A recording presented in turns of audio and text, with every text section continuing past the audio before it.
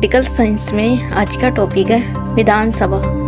अनुच्छेद 170 के अनुसार विधानसभा के सदस्यों की संख्या अधिकतम 500 और न्यूनतम 60 होगी। अपवाद स्वरूप सिक्किम 32, गोवा 40, मिजोरम 40 है। मतलब कि अनुच्छेद 170 के अनुसार जो विधानसभा के सदस्यों की जो ज़्यादा संख्या है वह 500 है और न्यूनतम 60 होगी। और सिक्किम की 32 और गोवा की 40 और मिजोरम की 40 होगी। नेक्स्ट है विधानसभा में निर्वाचित होने के लिए न्यूनतम आयु सीमा 25 वर्ष है। मतलब कि विधानसभा में चुनाव लड़ने के लिए शामिल होने के लिए न्यूनतम आयु सीमा 25 साल है। नेक्स्ट है किसी विधेयक को धन विधेयक माना जाए अथवा नहीं, इसका निर्णय विधानसभा का अध्यक्ष ही करता है। मतलब किसी विधेयक को धन विधेयक माना जाए या समझा जाए, इसका निर्णय विधानसभा का जो अध्यक्ष होता है वही करता है। नेक्स्ट सदन की कार्रवाई आयोजित करने के लिए गणपूर्ति के रूप में एक दहाई सदस्यों की आवश्यकता होती है। मतलब कि सदन की कार्रवाई करने के लिए आयोजित करने के लिए गणपूर्ति के रूप में मतलब कि उसकी गणना करने के रूप में एक दहाई सदस्यों की आवश्यकता होती है।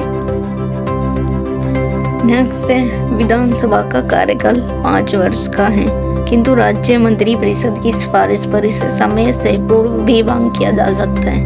मतलब कि जो विधानसभा का जो कार्यकाल होता है वह 5 वर्ष का होता है और राज्य मंत्री परिषद की सिफारिश पर इसे समय से पहले ही भंग किया जा सकता है।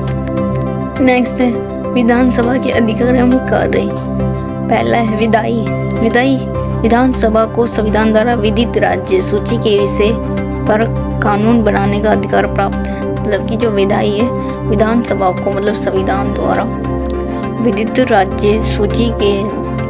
राज्य सूची है उसके विषय में कानून बनाने का अधिकार है। दूसरा है वित्तीय विधानसभा को राज्य बजट पारित करने का अधिकार है। राज्य विधानमंडल राज्य सरकार की वित्तीय अवस्था को पूर्णतः नियंत्रित करता है। कोई धन विधेयक प्रारंभ में विधानसभा में ही प्रस्तुत किया जा सकता है।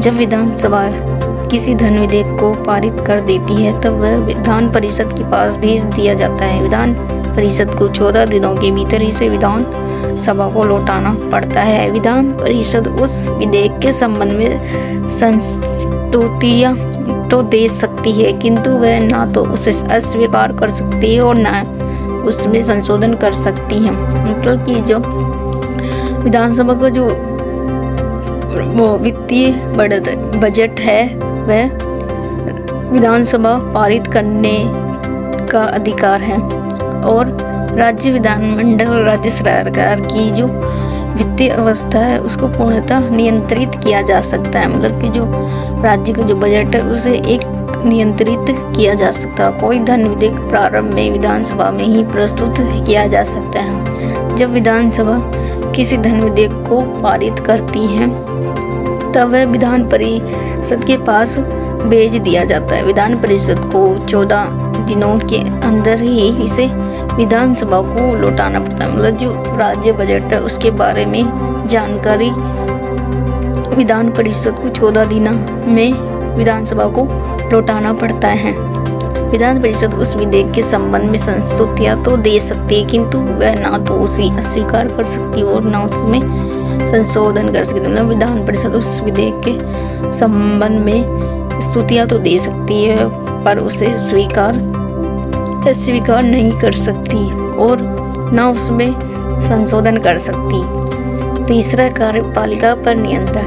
मंत्री परिषद सामूहिक रूप से विधानसभा के प्रति उत्तरदायी होती है। विधानसभा में मंत्री परिषद के विरुद्ध अविश्वास प्रस्ताव पारित हो जाने के बाद समूची मंत्री परिषद को त्याग पत्र देना पड़ता है। मतलब कि जो कार्यपालिका है उस पर नियंत्रण करने के लिए मंत्री परिषद सामूहिक रूप से विधानसभा के प्रति बहुत अधिक उत्तरदायी होता है। विधानसभा में मतलब मंत्री परिषद के विरुद्ध अविश्वास मतलब कि विश्वास नहीं रहता। अविश्वास प्रस्ताव पारित हो जाने के बाद समूची मंत्रिपरिषद को त्यागपत्र दिया जाता है या देना पड़ता है।